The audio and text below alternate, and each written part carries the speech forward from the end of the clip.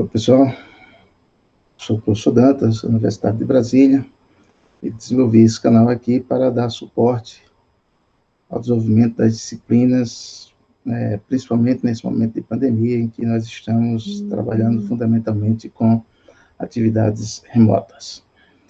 Esse é um vídeo para a disciplina de Contabilidade de Instituições Financeiras, e é o primeiro vídeo da disciplina, onde vai apresentar os conceitos mais básicos sobre o funcionamento do mercado financeiro, que é base, o que é fundamental, o que é essencial, para que a gente compreenda, no segundo momento, quando a gente entrar no tratamento contábil das operações financeiras, a gente tem que preliminarmente entender em que ambiente essas operações são realizadas, qual o contexto, em que contexto elas são transacionadas, qual o sentido, qual a lógica financeira envolvida por trás, tá bom?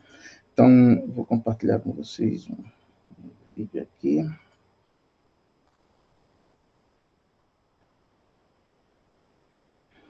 Bom, esse é um vídeo curto, né?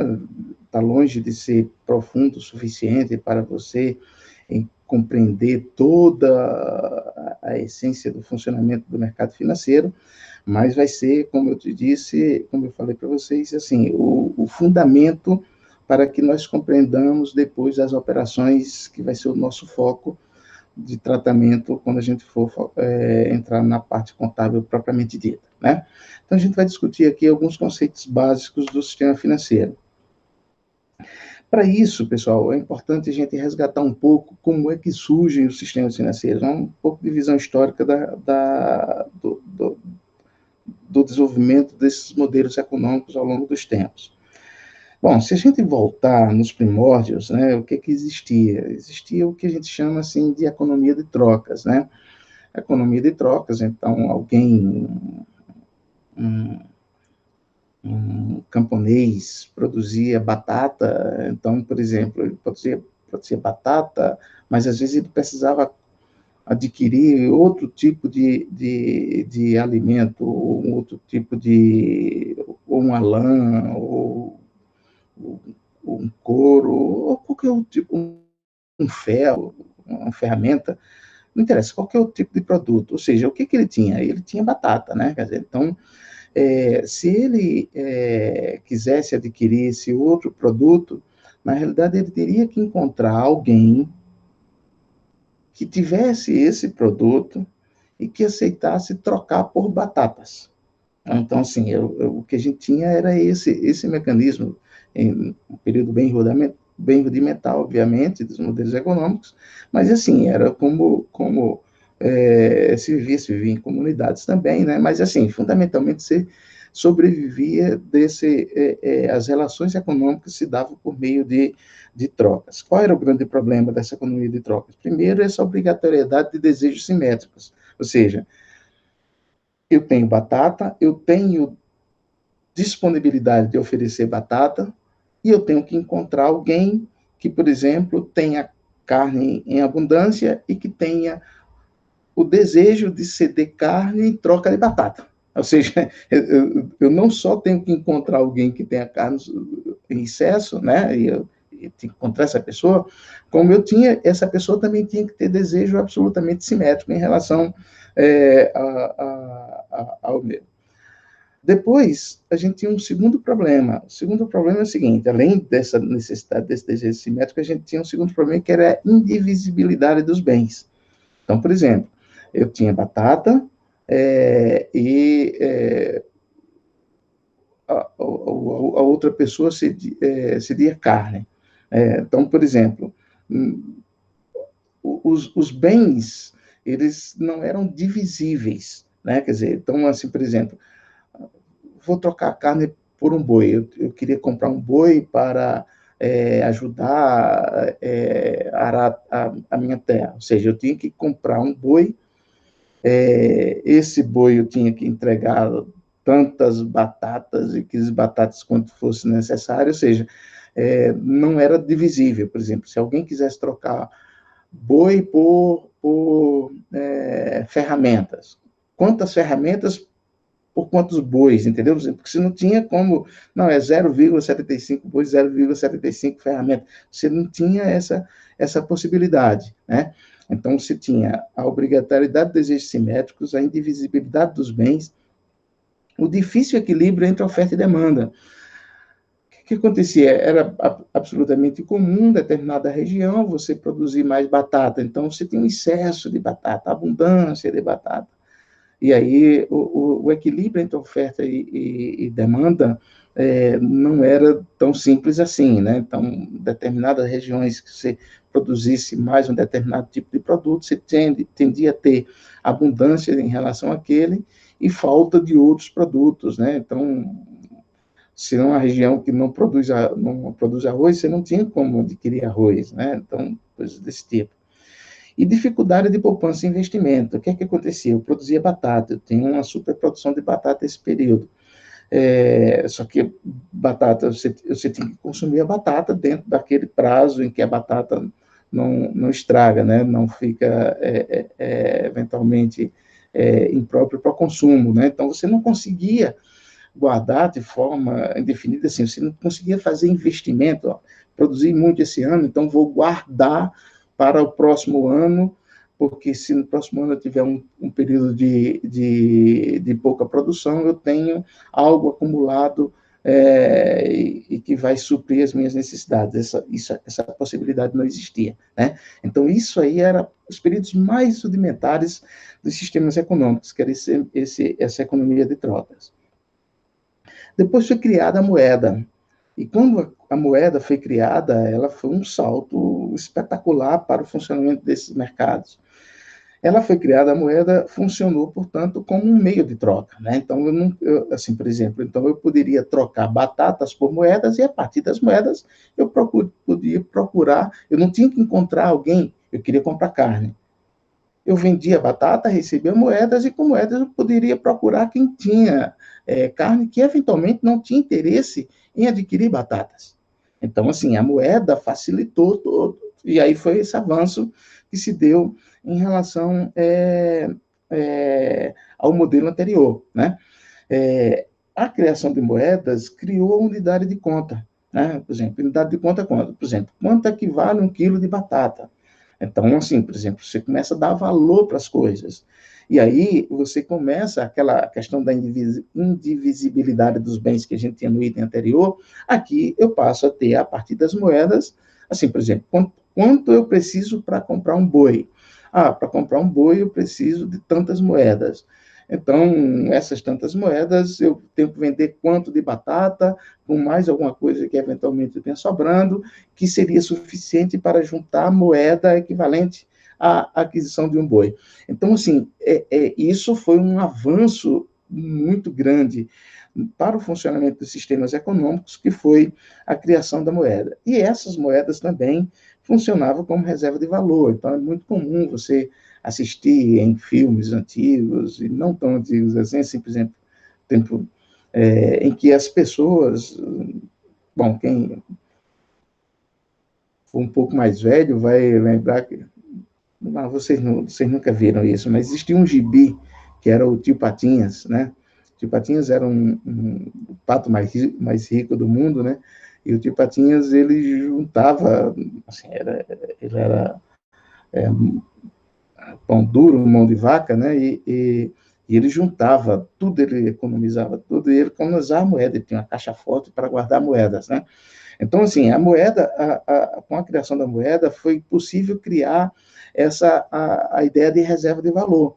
Então, você guardava a moeda, guardava debaixo do colchão, como se diz, e eu enterrava aquelas arcas de moedas, você enterrava aqueles tesouros, e isso funcionava como uma reserva de valor. Então, por exemplo, nesse período, nessa época agora, eu produzi muito, adquiri, vendia minha produção, pegava essas moedas e escondia, porque aí tem que tomar cuidado para alguém não levar, mas, assim, você já supriu um grande problema.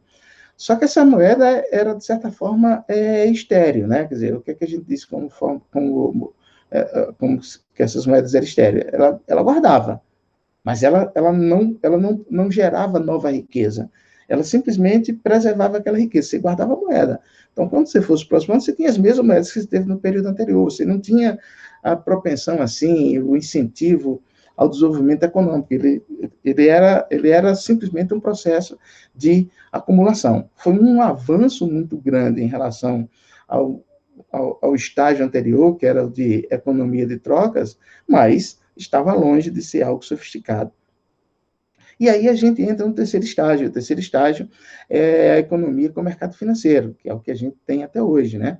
Então, a economia com o mercado financeiro, você começa a colocar, introduz agentes financeiros, né, que têm o papel de,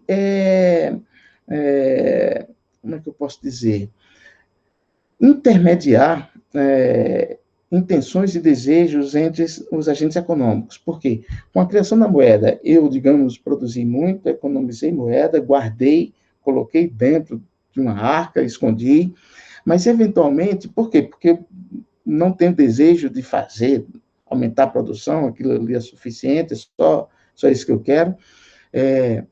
Mas, assim, eventualmente tem alguém que tem o desejo, assim, se tivesse moedas, conseguiria comprar um arado para melhorar a sua produção, fazer algum tipo de investimento que melhorasse as coisas.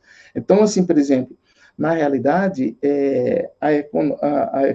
a criação da moeda, ela resolveu o processo de moeda do meio de troca, facilitou o meio de troca, unidade de conta, reserva de valor, mas ele não permitia esse processo de intermediação, por exemplo. Se alguém precisasse de dinheiro, teria que encontrar alguém, por exemplo, eu quero aumentar a produção do meu sítio, da minha terra aqui, só que eu preciso comprar um boi, por exemplo, para puxar um arado, fazer alguma coisa desse tipo. Mas eu não tenho dinheiro, a minha produção desse ano não foi suficiente para eu comprar um boi. Mas se eu tivesse um boi, se eu conseguisse comprar um boi, eu conseguiria produzir muito mais do que o valor desse boi. Então, eu conseguiria pagar o boi. Percebeu a necessidade que esse agente econômico tinha de pegar dinheiro, né, de ter acesso a recursos para fazer um investimento, né? Quer dizer, e aí, eventualmente, ele melhoraria a riqueza dele. Mas, para você fazer isso, só se você descobrisse alguém que tinha moedas guardadas, e essa pessoa que tinha moedas guardadas tivesse interesse em emprestar. Então, você tinha que encontrar alguém que tivesse um excesso de moeda e que tivesse o desejo de emprestar. E esse alguém que tivesse acesso a essa que tenha as moedas, tenha o estoque, tenha a riqueza, e que eventualmente tenha interesse pudesse até ter o interesse de emprestar para ganhar alguma coisa, como juros, né? Essa coisa. Mas quem é essa pessoa que está tentando pegar dinheiro emprestado? Que tipo de informação ele tem? Ou seja, era um sistema que não funcionava do ponto de vista de viabilizar esse tipo de negócio. Ele tem uma série de dificuldades. Com o surgimento do mercado financeiro, que é o terceiro estágio, a economia com o mercado financeiro, aí você cria a possibilidade de ter essa intermediação. Então, o que é a essência, a visão mais abrangente desse mercado financeiro? No mercado financeiro, eu tenho unidades econômicas deficitárias, é aquela pessoa, aquela que tenha desejo de investir,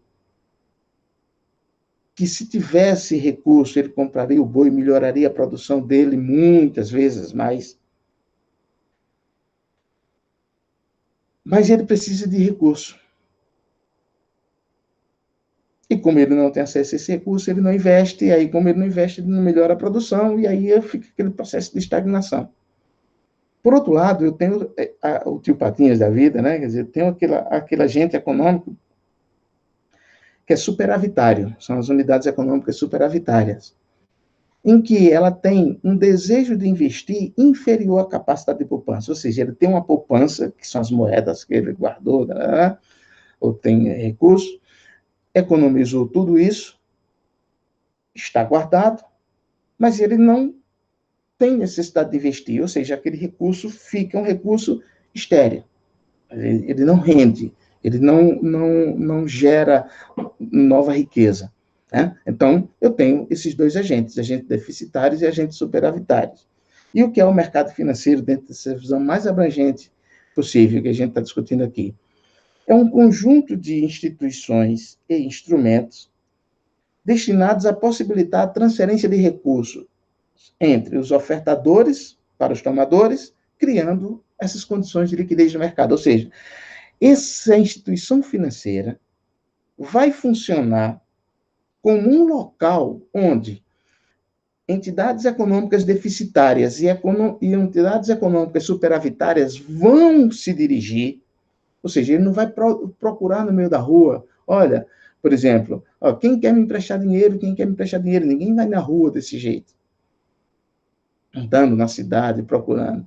E, por outro lado, a unidade econômica superavitária também não sai igual o Silvio Santos maluco da vida, dizendo quem quer dinheiro. Não é que funciona assim. Então, no mercado financeiro, tanto os deficitários quanto os superavitários procuram esse mercado, essa entidade, esse ambiente, e essa instituição, esse mercado, esse ambiente, viabiliza a transferência de riqueza, de recursos, não vou usar o termo riqueza, de recursos, entre aquele que tem recursos sobrando para aquele que tem necessidade de recursos porque está procurando viabilizar determinado investimento. Então, aí é que se dá a essência do mercado financeiro. A gente poderia sintetizar a lógica do mercado financeiro a partir da visão de funcionamento dos bancos, que eles centralizam a oferta e a procura de capitais, e eles atuam como parte nesse processo de intermediação, ficando entre esses dois agentes. Né? Então, a gente poderia dizer aqui mais ou menos o seguinte: o investidor é aquele agente econômico superavitário. Ele tem um excesso de recursos.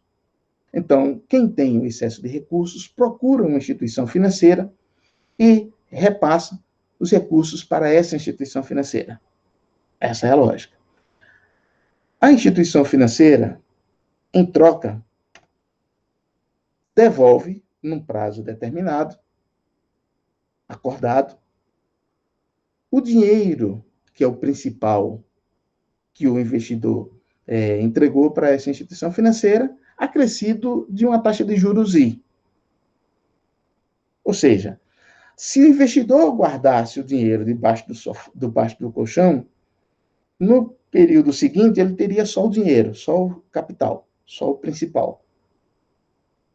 Se ele aplica na instituição financeira, no período seguinte, ele tem o principal mais uma taxa de juros.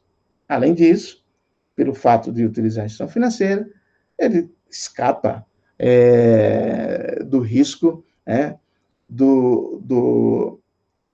de roubos ou coisa dessa natureza. É lógico que ele tem outros riscos, são riscos de crédito, depois a gente vai ver isso ao longo da disciplina, tá bom? Mas isso aqui, no primeiro momento, a gente vai uma abstração bem simples, só para a gente entender todos esses mecanismos.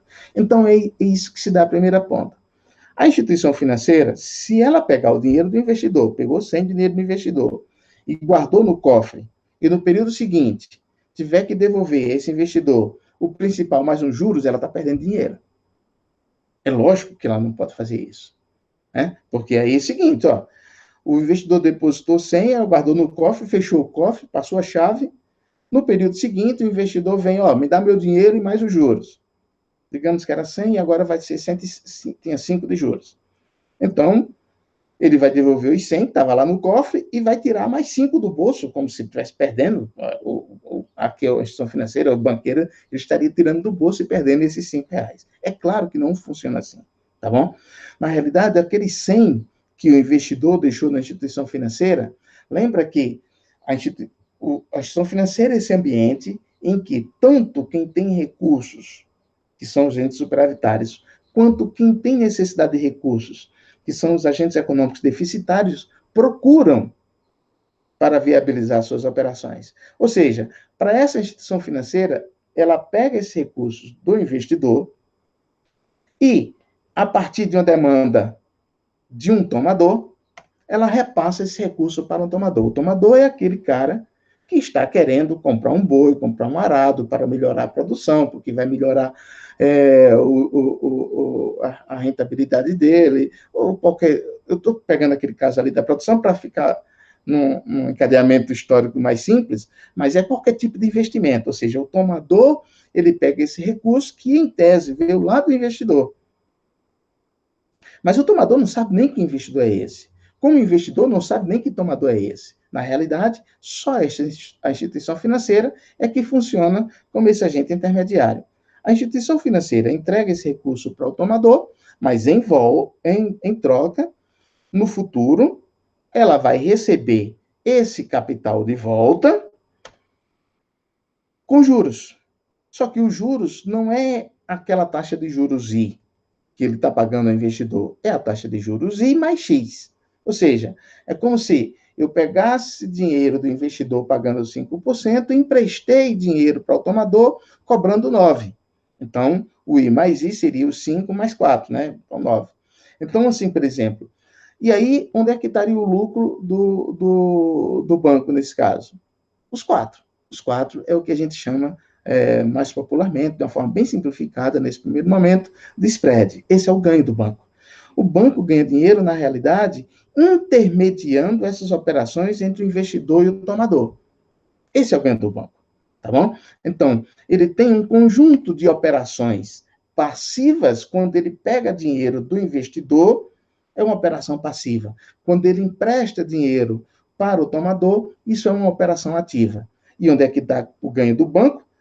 O ganho do banco está na diferença de taxa de juros que ele está cobrando dessas duas partes. Olha só, pessoal, o funcionamento do sistema financeiro, vocês vão perceber na sequência da disciplina, ele é bem um pouquinho mais complicado do que isso, mas esse é o desenho mais elementar e mais simples para a gente compreender qual é o papel do banco, tá? Qual é o papel da instituição financeira? Como é que ele ganha dinheiro e qual é o papel, e por que ele é tão importante para o desenvolvimento econômico de qualquer economia, de qualquer país, de qualquer ambiente, né? Assim, não faz sentido, não tem ninguém, nenhum país consegue se desenvolver se você não tiver um sistema bancário, um sistema financeiro que seja minimamente eficiente, que viabilize o fluxo de recursos entre unidades superavitárias e unidades deficitárias. Tá bom? Então, essa aí vai ser a lógica de tudo, né? Então, assim, no primeiro momento, essa é a lógica do funcionamento de um banco, né? Quer dizer, de um banco, no mercado financeiro, se a gente olhar para um banco.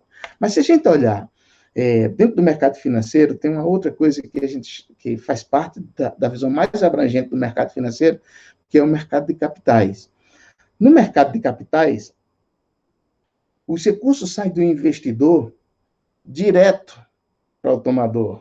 Assim, é como se fosse essa assim, por exemplo, o recurso sai de uma ponta para outra. As operações são normalmente efetuadas diretamente entre poupadores e empresas ou por meio de intermediários não bancários. Então, assim, a gente poderia dizer que é o seguinte, o investidor repassa o recurso para esse tomador. Vamos partir do pressuposto, o mercado de capitais geralmente são as empresas que têm ações na Bolsa de Valores, coisas desse tipo, ou que lança títulos de dívida, tipo debêntures, mas vamos pegar nas ações no primeiro momento.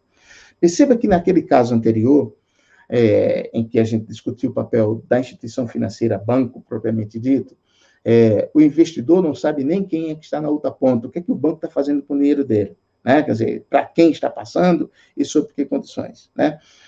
Não sabe, não é responsabilidade dele, a responsabilidade é do banco. Nesse caso aqui, o investidor, por exemplo, o tomador é aquele cara, vamos colocar que é aquele produtor, faz de conta que é aquele produtor, é a empresa de capital aberto, lógico, mas vamos colocar que é aquele produtor. Ou seja, quem tem aquele produtor que está comprando um boi, um arado para melhorar a produção? O investidor, nesse caso, ele quer se tornar, digamos, sócio daquele investimento que aquele produtor está fazendo? Ele diz o seguinte: eu não vou te emprestar dinheiro, eu quero ser sócio do seu negócio. Eu aporto capital para ser sócio contigo, tá bom? Então, é um outro tipo de relação, né? Então, o investidor passa o recurso para o tomador, mas para ser sócio dele. Não estou emprestando dinheiro para o banco, eu estou passando dinheiro direto para o tomador para ser sócio dele. E, em troca, o que é que se espera é que volte aquele dinheiro que eu investi com algum tipo de ganho. Ou seja, se aquele empreendimento efetivamente se viabilizar, ele for bom, na realidade, quem investiu vai ganhar com o ganho de produtividade que aquele produtor teve. Tá bom? Então, essa é a lógica. Bom, embora eu tenha dito aqui que há essa relação direta entre investidor e tomador, na realidade, ela não é tão direta assim. Na realidade, ela ocorre por meio de uma instituição financeira que intermedia essa operação, embora não seja responsável, ela simplesmente intermedia porque ela viabiliza a transferência de recursos de um para outro. Tá bom? Então, por exemplo, quem quer comprar ação, quero comprar ação da Petrobras. Não bate lá na porta da Petrobras, eu quero comprar ação da Petrobras. Não. Você procura uma instituição financeira, instituição bancária, mercado de capitais, bolsa de valores por meio de corretoras, e essa corretora é que viabiliza que esse investidor compre as ações da Petrobras.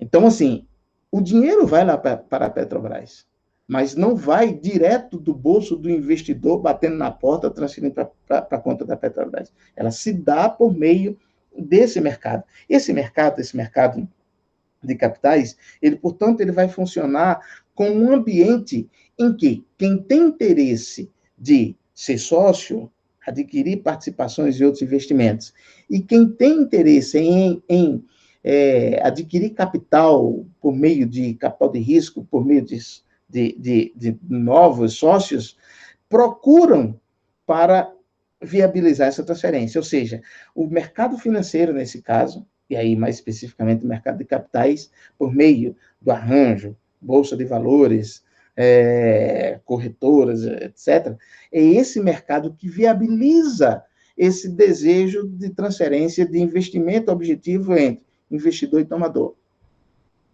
Tá bom? Então, assim, essa aqui é um outro ponto extremamente importante. Nessa disciplina que a gente vai discutir aqui, a gente vai tratar fundamentalmente daquela primeira parte, né? Que é a contabilidade daquele intermediador financeiro que assume os riscos. Esse aqui, no mercado de capitais, o intermediador financeiro não assume risco. Ele simplesmente, ele é como é que eu posso dizer assim? O mensageiro. É como se ele fosse um mensageiro. Tá? Ele viabiliza o recurso sair daqui para lá e concretiza essa operação, registra e tudo mais. Mas não corre riscos. O risco, ele simplesmente presta um serviço. No outro caso, não. No outro caso, tem todo o processo de riscos. Então, a gente só vai fazer essa distinção para uma compreensão mais clara de como é que funcionam esses mercados financeiros de uma forma mais abrangente, mas, assim, deixando claro que o nosso foco são as instituições bancárias que a gente discutiu no slide anterior, tá bom?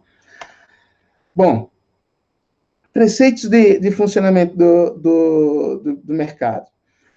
De forma geral, essas operações, elas realizadas no mercado financeiro e capitais, elas têm as seguintes características quanto aos prazos. O que acontece? Por exemplo, no mercado financeiro, aquelas operações passivas de um banco, que é quando ele capta recursos daqueles agentes superavitários, regra geral, quem investe, ele investe, coloca recursos nas instituições bancárias, por prazo curto, ou assim, às vezes de curtíssimo prazo ou prazo não muito longo, tá bom? Assim, um prazo relativamente curto. Então, essa é uma característica. Eu posso ter uma captação de longo prazo? Claro que pode, a gente vai ver um pouco mais na frente que a gente pode, mas são exceções. Regra geral, as captações se dão em curtíssimo prazo, tipo um depósito à vista, poupança, ou num prazo relativamente curto, por meio de um CDB, de uma letra financeira, coisa desse tipo. Isso são os clássicos instrumentos de captação, né? Então, isso aqui geralmente se dá num prazo curto. O crédito que o banco oferece ao tomador, geralmente ela se dá em prazos um pouco mais longos. Então, por exemplo, é muito comum, por exemplo, um banco capta recursos por meio de poupança, que o cliente pode resgatar no dia seguinte, daqui a um mês, daqui a 2 meses, daqui a 3 meses, e o banco pega esse recurso da poupança e empresta, utiliza esse recurso e empresta para pessoas que querem adquirir imóveis, financiamento imobiliário. E esse tomador vai pagar ao longo de 20 anos. Perceba, eu estou pegando dinheiro em que o tomador pode pegar o recurso, demandar o recurso a qualquer instante, curtíssimo prazo, portanto, e utilizo esse dinheiro para emprestar para um outro que vai me devolver, eu sou banco, me devolver isso com 20 anos. Isso é o que a gente chama de intermediação de prazos. É por isso que, sem instituições financeiras, a transferência de recursos entre investidor e tomador seria muito difícil. Porque investidor, assim, por exemplo, a não ser que aquele caso de mercado de capitais, regra geral, ele não tem interesse em algo tão longo prazo assim, fazer investimento tão longo prazo. Eu tenho dinheiro, estou sobrando, mas assim, é para fazer o investimento daqui a um ano. O que é que eu vou fazer daqui a um ano? Daqui a um ano eu deixo no banco, está rendendo. Eu não deixei o dinheiro parado. Só que o banco pega esse dinheiro, daqui a um ano eu vou lá buscar esse dinheiro, e o banco pega esse dinheiro e emprestou para alguém que vai devolver ao banco ao longo de 20 anos. É claro que existe um descasamento de prazos nesse caso. Quando eu chegar daqui a um ano, bater na porta do banco, me dá o meu dinheiro, o banco devolve o dinheiro. Mas espera aí, como se o dinheiro foi emprestado para um cara que só vai devolver daqui a 20 anos? É porque é o seguinte, na realidade, tem um processo de gerenciamento da liquidez desses recursos, porque outras pessoas, o pressuposto é que, na hora que eu for lá e pegar o meu dinheiro de volta, tem um outro depositante que vai fazer aquele depósito e que o banco vai pegar aquele dinheiro daquele outro depositante que está chegando naquele dia e é aquele dinheiro que ele vai passar para mim e é um processo de gerenciamento de disponibilidade de caixa. Tá? Essa é a lógica do mercado financeiro. É que ele viabiliza a intermediação de prazos. Que se não tivesse esses agentes econômicos, o banco em particular, para fazer essa intermediação de prazos, então inviabilizaria a transferência de recursos entre agentes superavitários para os deficitários. Então, por exemplo, assim, esse caso demonstra assim, se todos os depositantes baterem na porta de qualquer banco do mundo hoje, e disser o seguinte, me dá o meu dinheiro de volta, nenhum banco tem condição de atender isso. Por quê? Porque o dinheiro que os depositantes fizeram não fica parado no banco. É por isso que o maior risco que existe no sistema bancário é o risco da desconfiança. E aí que provocar a corrida bancária. O que é a corrida bancária que a gente chama? Se os depositantes desconfiarem de que o banco está enfrentando dificuldades, o que é que o depositante faz? Ele vai lá e pega o dinheiro dele. Nesse caso, mesmo que o banco não esteja em dificuldades, ele quebra. Qualquer banco quebra se houver uma corrida bancária. Por quê? Porque o dinheiro não está lá. O dinheiro está na mão do tomador. Ele fica com a parte para gerenciar essas necessidades de fluxo de caixa. Porque ele sabe, estatisticamente, que tantos depositantes vão vir aqui, vão resgatar. Ele tem os principais operações que sejam muito relevantes, ele tem um controle disso, o fluxo, sabe se vai ser renovado ou não aquela operação. Então, a engenharia financeira por trás dessa gestão de liquidez, ela é muito importante. Né? Por quê? Porque se alguém chegar lá e pegar o dinheiro hoje, cadê o dinheiro e não tem, quebra. Tá bom? Por isso que quando a gente for chegar um pouco mais à frente, a gente for discutir as operações, as aplicações interfinanceiras de liquidez, depósitos interfinanceiros, operações compromissadas, vocês vão verificar como é que isso vai funcionar, tá bom? Então, essa é uma característica. E a característica do mercado de capitais, quem compra ações, eu sei que tem maluco que compra ações para ficar fazendo day trade, né? Negociação durante o dia, no intradia. Na regra geral, pelo menos a recomendação sempre é que se você investe em ações, um investimento de médio, longo prazo indeterminado, né? Aquela coisa, ficar para sempre como sócio lá daquela empresa.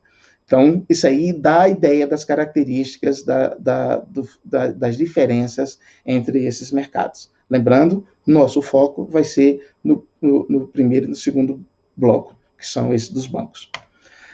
Bom, preceitos de funcionamento dos mercados, taxa de juros, né? Quer dizer, então, assim, a gente está falando muito assim, dinheiro sai daqui, dinheiro vai para lá, tem uma lógica de que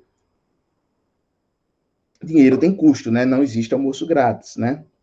E o custo do dinheiro sempre vai ser em função de taxa de juros, né? Então, assim, tudo que se dá de transferências bancárias intertemporais, assim, por exemplo, ó, estou deixando dinheiro aqui hoje para ver, te permite que você vai utilizar esse recurso para o que você quiser, entre aspas, aqui, eu vou pegar daqui a um ano de volta. Mas por que eu estou deixando esse dinheiro? Porque eu quero os juros. Por outro lado, quando o banco empresta para um tomador, ele também recebe o dinheiro de volta lá na frente com juros. Então, os juros é o custo do dinheiro no tempo, né? E ele é o custo dele no tempo e vai remunerar também os riscos que cada agente está incorrendo nessas operações. A gente vai discutir muito isso, vai ser a base de tudo que a gente for discutir com essas operações a partir dos próximos tópicos, né? E essa taxa de juros é determinada pela oferta e demanda de recursos. Quanto mais demanda por dinheiro, maior a taxa de juros, coisa desse tipo. A remuneração das instituições bancárias, portanto, é a spread, que é a diferença entre as taxas de juros praticadas na captação de recursos e praticadas nas aplicações, né? A gente já discutiu naquele primeiro slide, em que a diferença entre a taxa de juros que eu pago pelo recurso que eu estou captando e a taxa de juros que eu apliquei os recursos. Então, captei recurso a 5, emprestei a 9, ganhei 4, ou estou ganhando 4. É lógico que essa taxa, em função da diferença de prazo, ela vai ter mudanças ao longo do tempo, mas, conceitualmente, esse é o spread. Spread é a diferença dessa taxa de juros. E a lógica fundamental para o funcionamento dos mercados é a credibilidade do sistema. É a base de funcionamento. Por quê? Porque as instituições bancárias, elas trabalham fundamentalmente alavancadas. Alavancadas por quê? Porque elas trabalham com o dinheiro do outro. É claro que se exige que ela bota uma parte de recursos, seja dos próprios donos dos bancos, mas, assim, por exemplo, elas trabalham fundamentalmente intermediando fluxo de recursos entre unidades superavitárias e unidades deficitárias, ofertadores de recursos e demandadores de recursos, investidores e tomadores de recursos. Tá? Então, essa é a lógica. E o dinheiro, se eu chegar lá, se o banco guardar todo o dinheiro que recebe dos investidores, ele guardar e não aplicar em novas operações, em operações ativas, o banco quebra, por óbvio. Por que ele quebra?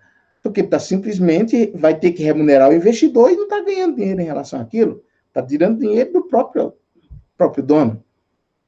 Óbvio que isso não existe. Então, assim, por exemplo, a base é a credibilidade do sistema, é a confiança que os investidores têm de que não vai quebrar. Porque se ele desconfiar de que o banco não vai ter condições de honrar os seus depósitos, o banco quebra. Tem filmes antigos da crise de 1929, né? Quer dizer, que tem aquelas famosas corridas bancárias, as pessoas correm para os bancos, por exemplo, tem o documentário Inside Job, né, da crise de 2008, tem algumas cenas da crise de 1929, em que as pessoas correm para os bancos e o banco não tem dinheiro, o banco quebra. 2001 na Argentina teve o Curralito, né, quer dizer que foi, você não podia sacar. Aqui no Brasil a gente teve nos anos 90, não por essa razão, mas a gente teve o bloqueio dos depósitos e das aplicações no tempo do governo Collor, né, quer dizer que a inflação muito forte, foi decretado como é que chamava, meu Deus? Mas, assim, os recursos ficaram bloqueados, o bloqueio dos recursos, né? Então, de uma hora para outra, você tem lá, esses recursos estavam bloqueados, as pessoas podiam sacar só um determinado valor. Mas é lógico que não é no contexto que eu estou falando aqui. O contexto que eu estou falando é que a credibilidade, o caso do Curraleto, o caso do Plano Collor, foi uma ação de governo, né? Por razões macroeconômicas, por outras razões. Mas aqui é aquele caso assim, a desconfiança de que o banco não vai ter condições de honrar. É isso que não pode acontecer. O sistema tem que ser absolutamente confiável. As pessoas têm que crer que o sistema funciona de forma apropriada. E por essa razão, existe uma regulação muito forte. São as atividades, de longe, a atividade econômica mais regulada do mundo. Né? Em todo lugar do mundo, o mercado financeiro é absolutamente regulado. Por quê? Porque se você deixasse cada banco, não, eu quero abrir um banco aqui na esquina, abre um banco, pega dinheiro e coisa assim. Então e aí, quando você quebrasse, você criaria a desconfiança sobre outras instituições financeiras. Então, por exemplo, eu quero abrir um bar ali na esquina. Pode abrir um bar? Pode, é relativamente simples abrir um bar. Né? Agora, banco, opa, não, banco você não pode abrir. Banco você tem que passar por um filtro muito forte para poder abrir, regulado pelo Banco Central, tem que ser autorizado previamente, o Banco Central tem que saber qual é o modelo de negócio, o que é que você quer fazer, de onde é que vem o recurso, quem são os donos, quem vão ser os dirigentes, se esses dirigentes têm competência para gerenciar um banco. Assim, não é qualquer um, não é de qualquer jeito, tá bom? Por quê? Por conta de todos esses problemas de que uma maçã podre, né, uma laranja podre pode provocar naquele cesto de frutas, né? Então, por que essas instituições financeiras merecem atenção especial? Primeiro, o custo de informação. Custo de informação em que sentido? As instituições, assim, por exemplo, se todo mundo que for superavitário na hora de fazer o investimento, tivesse que ele, por si, produzir, levantar todas as informações possíveis e imagináveis de investimentos, de possibilidades. Então, assim, por exemplo, sobre quem seria esse tomador que estava lá na outra ponta. Então, o custo de informação seria muito grande. Se cada um de vocês fosse produzir informação específica só para vocês, seria um custo absurdo. O banco, uma instituição financeira, na realidade, por concentrar esse tipo de negócio, ele concentra as informações. Então, por exemplo, um banco consegue avaliar o risco de crédito de tomadores de forma muito mais simples, porque tem uma estrutura de base de dados, tem um conjunto muito grande de tomadores, tem uma expertise, tem especialistas que avaliam esse risco de crédito, tem base de dados que promove uma avaliação estatística do risco de, eventualmente, uma pessoa com aquele perfil não honrar os pagamentos. Ou seja, imagina se alguém individualmente fosse emprestar dinheiro direto para aquele tomador. Ele teria que fazer tudo isso que o banco faz, ele teria que fazer individualmente. E o custo seria muito mais elevado, porque ele estava fazendo individualmente para uma operação. Então, o banco, ele dilui esse custo. Ela oferece liquidez. Por que ele é importante? Porque, na realidade, quando alguém demanda de recurso, ele sabe onde vai procurar. Vai procurar o mercado financeiro, ele vai encontrar ali a disponibilidade de recursos. Por outro lado, por quê? Porque o agente superavitário também vai procurar e ali ele vai fazer essa gestão de disponibilidade. Não vai ficar gritando na rua, quem tem dinheiro vai me emprestar, quem tem dinheiro vai me emprestar.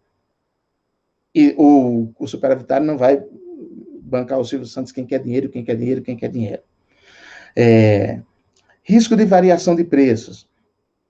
Risco de variação de preços porque é o seguinte, ao longo do tempo, por exemplo, perceba que eu peguei dinheiro, eu sou banco, peguei dinheiro de um depositante que por uns 6 meses, por um ano, ou por um mês, ou por 3 meses, ou pode ser resgate a qualquer momento, e emprestei utilizei esse recurso como um fundo, como fonte de recursos para emprestar para alguém comprar um veículo, e vai me devolver ao longo de 5 anos. Ao longo desse tipo, o valor do dinheiro no tempo, ele vai sendo alterado. As taxas de juros vão se modificando. Os preços vão se alterando. E se isso tudo o banco gerencia, porque ele gerencia uma massa de transações que permite diluir isso. E ele tem expertise para fazer toda essa gestão. Gerenciar apropriadamente todos esses riscos, que é o risco de mercado. Então, assim, por exemplo, já o investidor individualmente, se ele tivesse que montar tudo isso, era quase como se ele tivesse que montar um banco individual, só para ele seria muito custoso. Isso possibilita a redução dos custos de transação por parte dos bancos. Que esse conjunto de transações, um volume muito grande de transações, permite que os custos que ele tem para produzir informação, acompanhar toda essa gestão, seja diluído pelo volume de transações. Intermediação de prazos é aquele ponto que a gente já falou. Eu capto recursos de curtíssimo prazo, de curto prazo, e aplico para investidores que precisam, para tomadores de recursos, né, que precisam investir nos seus negócios e que vai retornar esse dinheiro no médio e longo prazo. Simplesmente por essa gestão de liquidez que o banco tem condições de fazer. Transmissão de política econômica. Os bancos funcionam também como correio de transmissão de política econômica. Por exemplo, bastante comum, o Comitê de Política Monetária se reúne, estabelece, a taxa Selic, por exemplo, a taxa Selic é 2% ao ano, um exemplo. 3%, 4%, não interessa, quanto seja.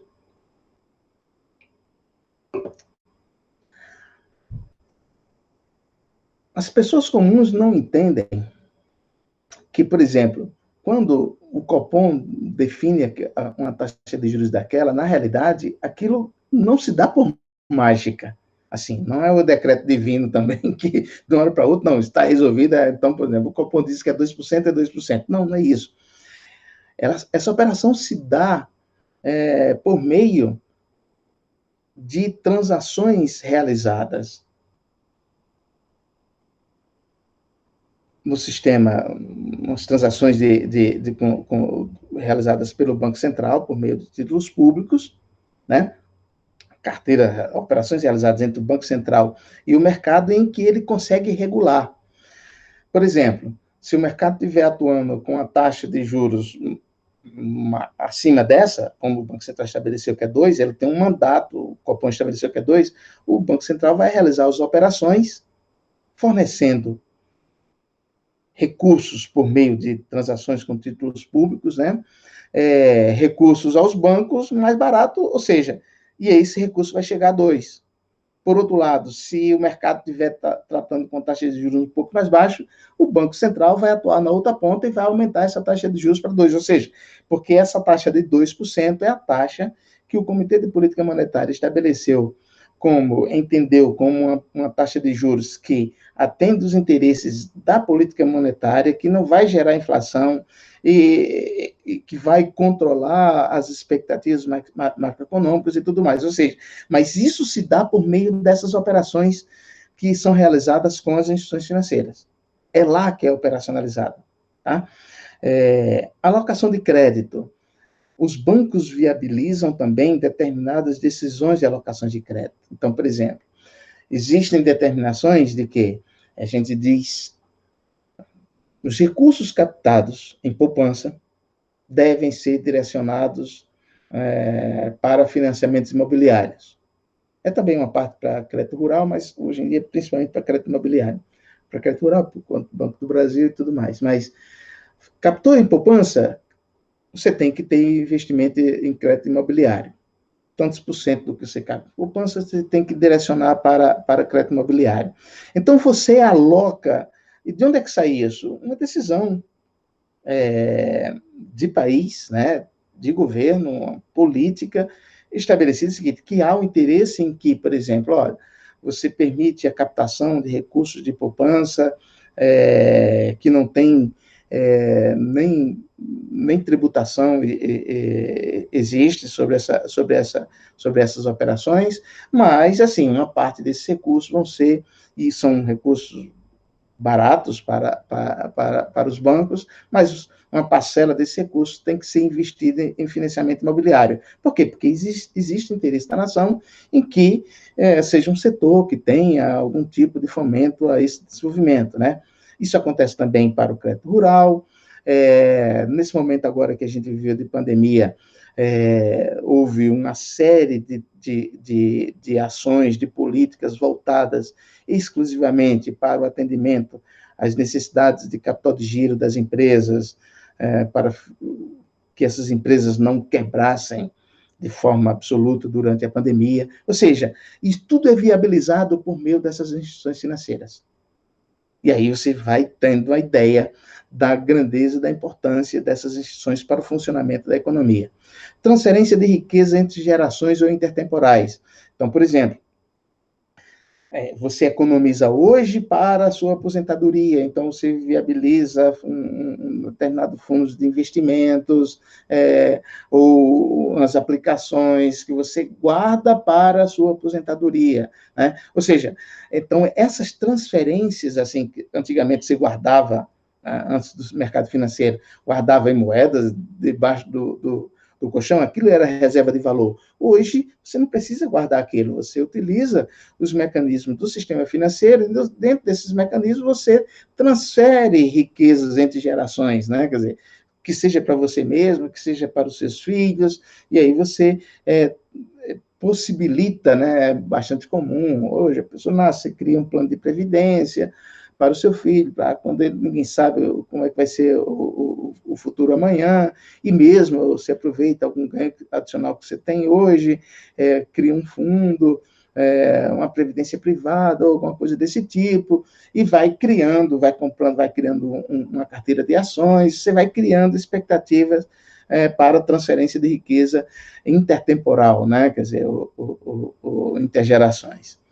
E, por último, a questão de serviço de pagamentos, né? Serviço de pagamentos em que os bancos atuam no sentido de viabilizar as transferências entre os diversos agentes. Então, por exemplo, hoje você faz um Pix, hoje é o melhor exemplo é exatamente o Pix, você faz uma transferência para alguém, de forma imediata, o dinheiro sai da sua conta, já entrou o dinheiro na conta dessa pessoa, independente de qual banco ele esteja, assim, por exemplo, tudo é viabilizado por meio dessas instituições financeiras. Eu sou de um tempo, quando eu comecei a trabalhar em banco, né, existiam as ordens de pagamento. As ordens de pagamento, tinha alguém aqui em Goiás, interior de Goiás, um filho ia para Goiânia, estudar em Goiânia, ele quisesse transferir esse dinheiro para o filho, então ele ia numa agência, chegava lá e dizia, está aqui esse dinheiro, fulano de tal, CPF tal, identidade tal, vai sacar na agência tal, digamos que fosse do Banco do Brasil, tá?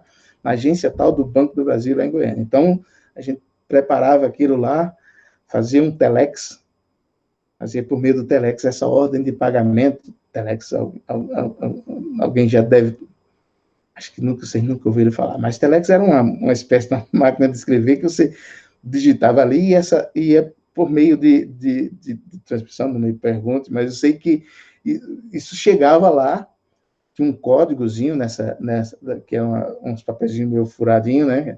E esse código chegava nessa máquina de telex lá na outra agência.